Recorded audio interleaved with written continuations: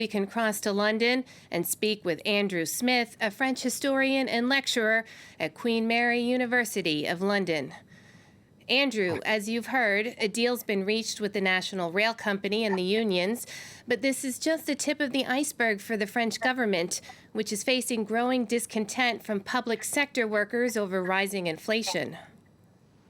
Absolutely. Yeah, I think this is really quite significant. And of course, this was quite a new form of strike as well.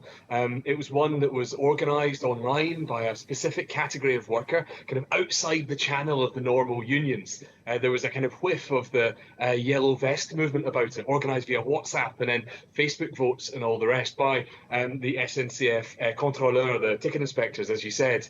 And so actually there has been a real effort by the government to try and put an end to this. Of course, it's very significant. It's taken place over Christmas and then was planned for the new year as well, though it looks to have been cancelled for the new year after an agreement has been reached to address some of those demands around ideas of kind of career progression, but also looking at things like social security and pensions. Now, that I think is really important because, as you say, we are talking about a situation in which really there is a lot of public anger about the idea of pension reforms, about the idea of underinvestment in public services, and a kind of rolling back of some of these social rights as well. So there's a real sense that it falls to these kind of public sector actors to kind of strike and to mobilise in defence of some of these ideas. And that's where we're starting to see some pushback from government about this new form of strike, with potential rumbles about whether or not there are going to be limits placed on minimum provision and different types of right to strike around things.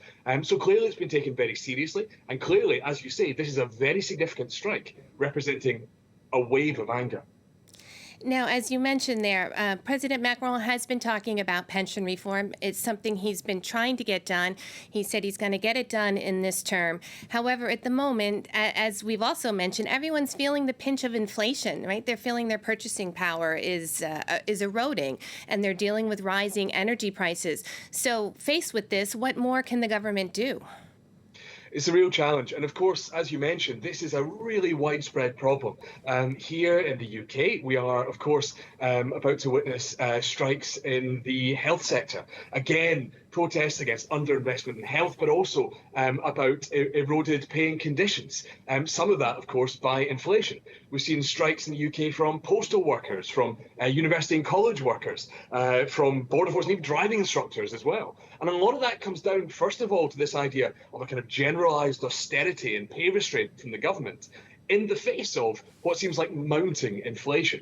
Now, across the European Union, that's been sitting around 10% for the last few months, about 11% here in the UK. And so clearly it is a broad systemic problem. Now, we know, of course, the story around why some of that inflation is occurring. We know it's linked to, of course, the Russian invasion of Ukraine and its impact on staples and energy, but also on kind of straightened supply chains that are, already struggling after COVID and all the rest of it.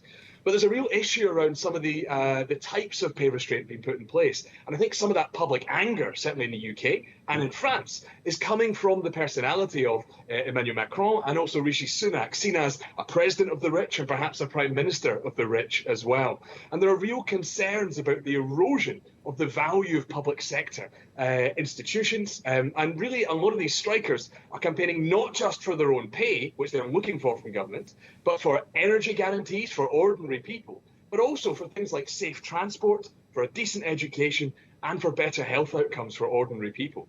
So those are key institutional things that the government needs to look at. They can't just be Keynesians of convenience in calling for pay restraint to fight inflation. They have to look at some of these big ticket items around investment in public services as well. And finally, here in France, the president has also been asking everyone to do their part through the winter. Can we expect more protests and strikes?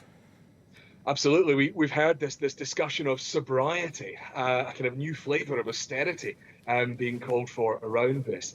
And as you say, there is certainly a call for people to play their part. Now, of course, we've seen this wave of strikes. The strike notice lifted, well, potentially lifted, I should say, for New Year with the SNCF ticket inspectors.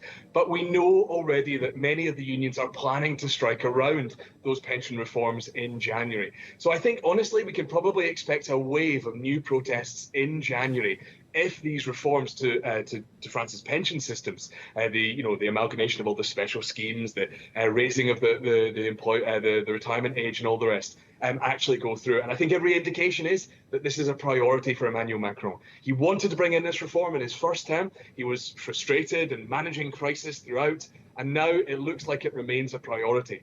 We've seen a lot of 49.3 used, that article of the Constitution that allows the government to pass crucial budgetary business. But of course, in this parliamentary session, it may well turn to 49.3 to pass this important political measure as well. So I think we can fully expect this to occur, far more mobilisation in January. Andrew, thank you so much. We're going to have to leave it there. That's Andrew Smith, a French historian and lecturer at Queen Mary University of London. Moving on.